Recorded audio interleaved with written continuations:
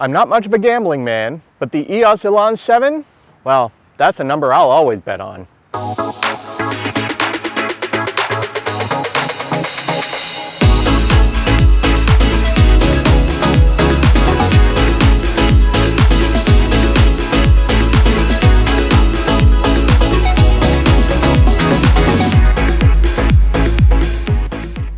Hey there friends, welcome back to the channel. My name's Alex Laux, and I think I have finally nailed it with my main choice for a Canon EOS SLR.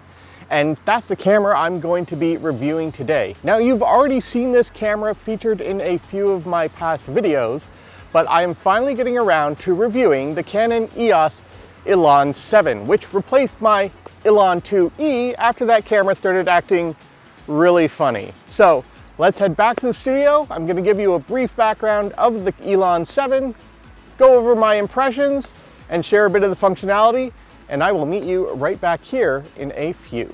As a company, Canon has existed since 1933.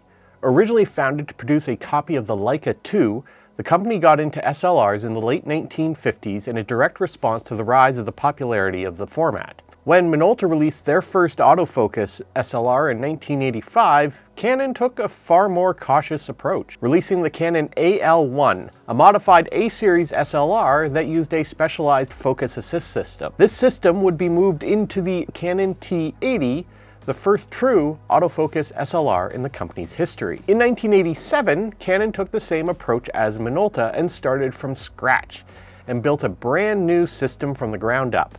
The electro-optical system, or EOS EF mount, was a purpose-built autofocus SLR. The first camera, the EOS 650, like the 7000 for Minolta, was aimed at the middle market, the advanced amateur. Canon would continue to play around with different technologies in the EOS line before releasing a direct successor to the 650, 1991's Canon EOS Elan, or EOS 100 depending on your market.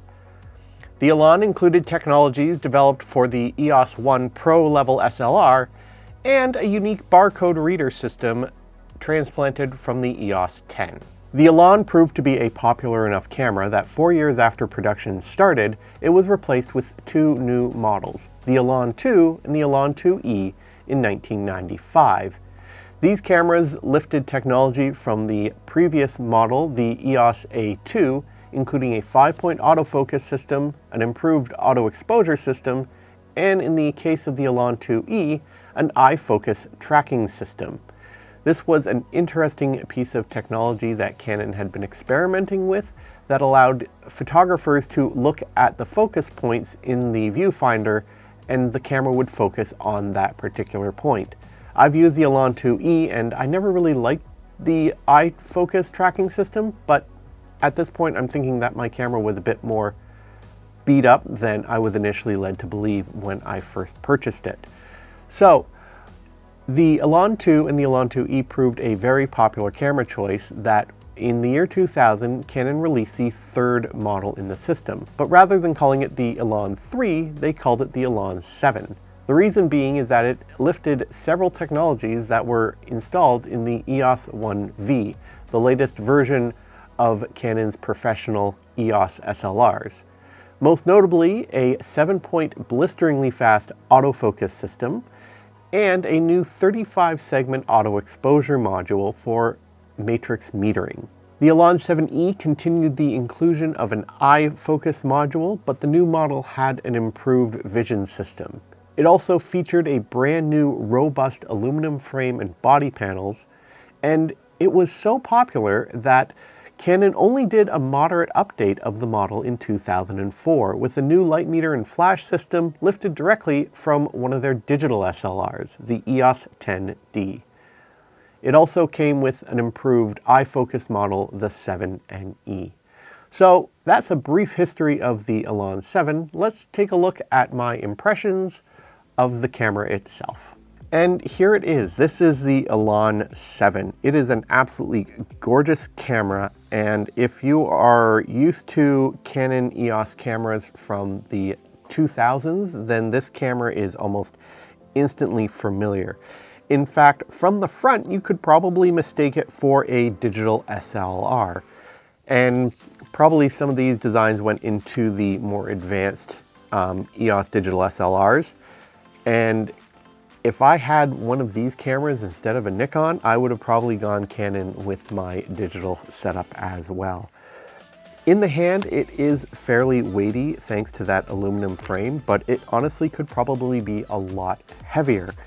And the build quality has definitely improved over the Elan 2E. There's still some plastic on it. I'm surprised that Canon didn't fix the film door latch. It is still plastic and it is a major weak point of the camera, but other than that, I really can't complain.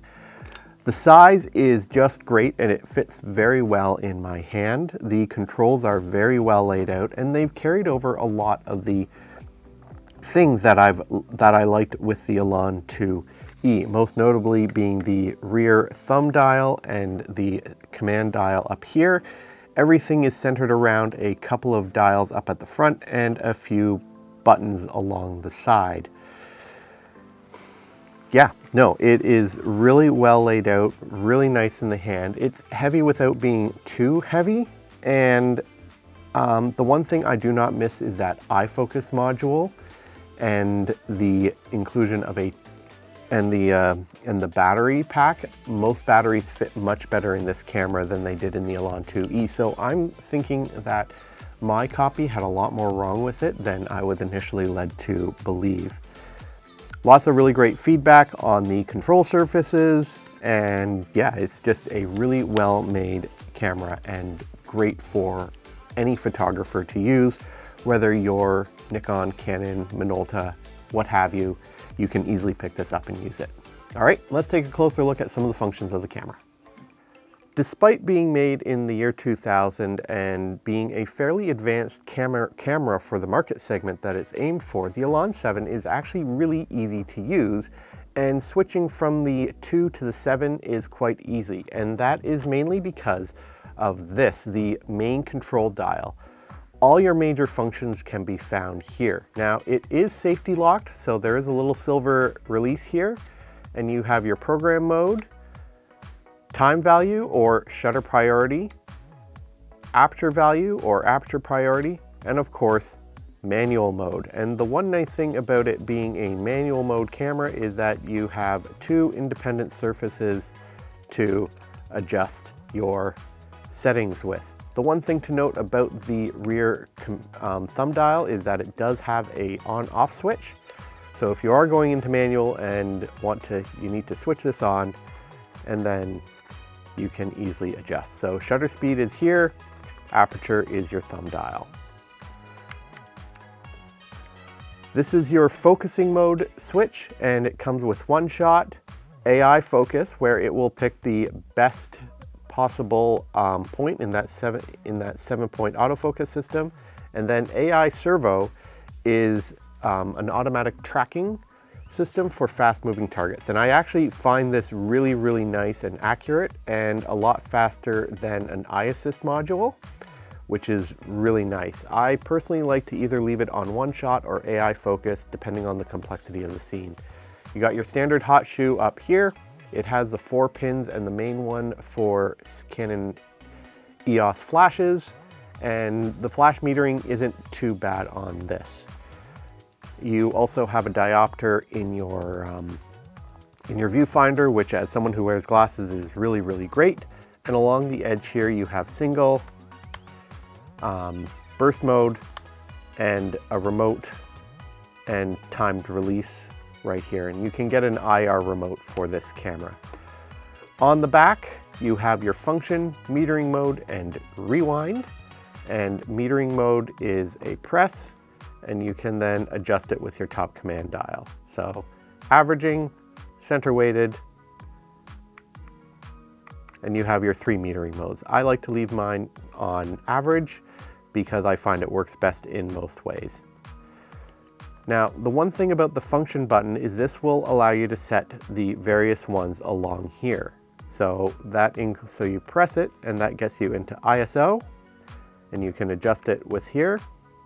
And then you press it again to get your red eye reduction, the beep. This is for multi-exposure, And bracketing, this is for flash compensation and more. So, and then once you're done to get out, you just press the button and it gets you back here. And then here's your film door release on the back, and you just have to be really careful because you got that ribbon cable here and the plastic door. All right, so that's enough of that. Again, very easy to function. You got your built-in flash. Let's get some film loaded into this and finally get out into the field.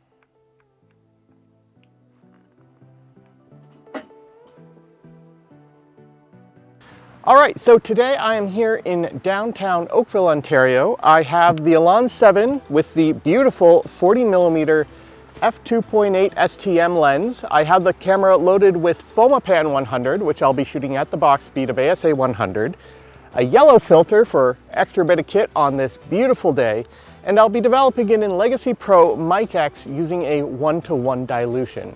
All right, let's get walking, and I'm gonna share a little bit about my experience with the 7. All right, let's go.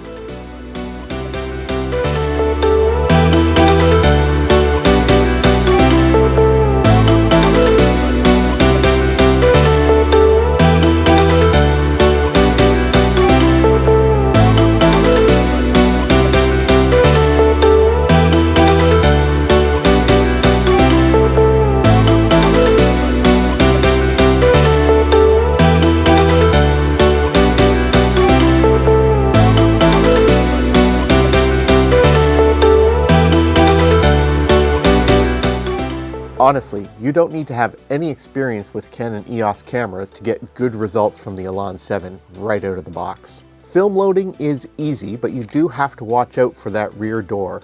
The plastic latch can be broken quite easily, and there's also a fragile ribbon cable to help with all the controls on the film door. Having a single control dial to turn on the camera and set the various different modes is perfect. There is a lot of options available to you in addition to having the standard program, aperture priority, shutter priority, and manual. And speaking of manual modes, having a command dial and a thumb wheel makes setting the exposure really easy. The one thing I do have issue with is that there's actually no dedicated button to set your film speed. Instead, there's the function button that sets you through various custom functions, and it will always go back to the last one you use, so sometimes you do have to cycle through. Once the camera is running and ready to go, everything else falls into place. The viewfinder is big and bright, and while it only has 90% coverage, there's a ton of exposure detail in there, which makes it really nice for a photographer. Both metering and autofocus are fast and accurate, and the AI focus mode works really well. And in the servo mode, it allows for fast AF tracking that is better than what I got with iFocus on the 2E. The camera has plenty of weight, feeling both well built and solid, without being too heavy or taking up too much space in your camera bag. The grips are perfect and the controls are well laid out. The addition of a BP300 grip is tempting,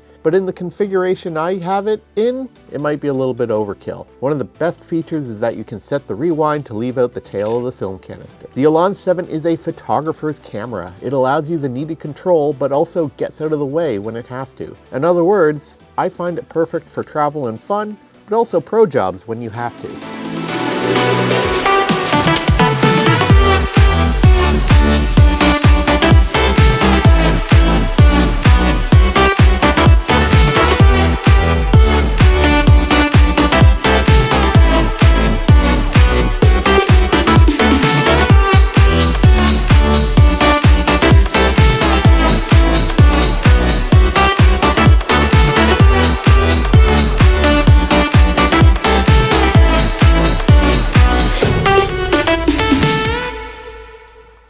All right, that is 25 frames down. Only got 10 frames left on the roll, but this seems like a great time to send you back to the studio to discuss the lenses that I like to use with the Elan 7, and I will see you back here after that. One of the best parts about the EOS line is that the lenses are fully interchangeable from the oldest to the newest, which means that any EF lens you have will work perfectly on the Elan 7 and without any trouble at all. The one thing you do have to pay attention to, like any EOS cameras, is watch out for the new mirrorless lenses and the EFS lenses. These are not designed to mount on standard EF cameras, and in fact, if you mount an EFS lens on it, some of them might actually cause damage to the camera and the lens itself. And if you've invested a lot of money in these lenses and cameras, you definitely don't want to have to shell out money to have an expensive repair done.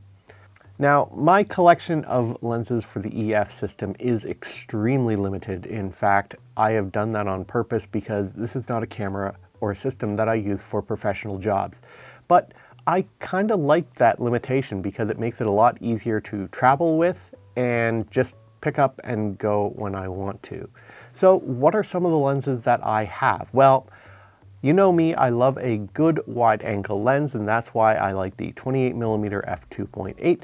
This is a second generation copy of it, and I managed to get it for a very good price. It's a delightful lens. It has a bit of distortion in it, but it is still incredibly sharp and works really well when I'm out traveling and I want to do architecture and landscape and cityscape stuff. I would like to add something a little bit wider, but again, that cost is fairly prohibitive. One lens that I absolutely adore with the EOS system is the 40mm f2.8 STM. Now, this lens is relatively affordable for what it is, and it's an incredibly small form factor and deadly sharp. It also is optically pretty darn close to perfect. I've seen no apparent examples of distortion with the lens, and it just works really well. Despite its small size, it works really well on the camera, and I honestly think that it would probably get lost if I added a battery grip to it. And of course, the one thing you definitely need is a nifty 50. In my case, I have a first generation 50mm f1.8 that I got with my very first EF camera, the EOS 650. This is an absolutely delightful lens and is great in a pinch when I'm doing low light work or I need to do some close-up and some portrait stuff. This works really, really well. And I will not get rid of it because despite being one of the first ones ever released, it still works perfectly with the Elan 7. Now, I do still have my 28 to 80mm kit zoom lens, but it really lives on the EOS 3000 these days. I don't like that lens, so I've not used it on the Elan 7 for fear of stopping liking my Elan. It's not that no, it's a bad lens. It just has a lot of stuff wrong with it, including extreme distortion on the 28mm and sharpness issues at the 80mm lens, and also build quality is all plastic all the time. I would like to add a 28 to 105mm zoom lens to my kit, but the biggest problem I have with the EF system is that they are so expensive. Even the simple kit lenses and elevated kit lenses are pricey on the used market. And I just can't be bothered to say, yeah, this is really worth it when I have other camera systems that I'm investing in. And don't even get me started on the 35mm lenses and of course the portrait and short telephoto lenses like the 85mm and the 100mm. Now, if I am dreaming, one camera lens I would love to add would be the 17 to 40mm f4L glass. That would be really nice, and I think if I got that one, I'd be pretty darn happy with my kit. I'm a wide angle junkie and I'm not going to lie about it. So honestly, one of the best things about the Elan 7 is that it is surprisingly affordable for a 24-year-old EOS body. You can get these for around 140 Canadian or sometimes even less. They are a true hidden gem where more people are going for the EOS 1. This gives you almost the same functionality as a pro level body in a cheaper form factor, mostly because it does lack the iFocus module, which I don't actually see as necessary. I am not sure about getting the BP300 grip. It is still in the back of my head when I can find one at a reasonable price, but honestly, I like it without for now. It's small, compact, carries easily, and you can use it with one hand if you really want to. So honestly, if you are looking to get into 35mm photography and have a large collection of EF glass, give the Elan 7 a look. There's also the 7N, which is the newer version of it, but honestly, it doesn't offer much in the way of improvements over the 7. So let me know in the comments, which version of the Elan do you prefer? Are you an OG user? Do you like the 2 or the 7, or are you a 7N user? Or do you use any of the iFocus modules? I know that I much prefer this over my 2E, and this will be staying in my collection for years. If you're new to the channel, please consider subscribing, hitting that bell notification icon, and at the very least, give me a thumbs up if you like what you see. And until next time, shoot what you love with what you love on what you love. Don't give in to the hype.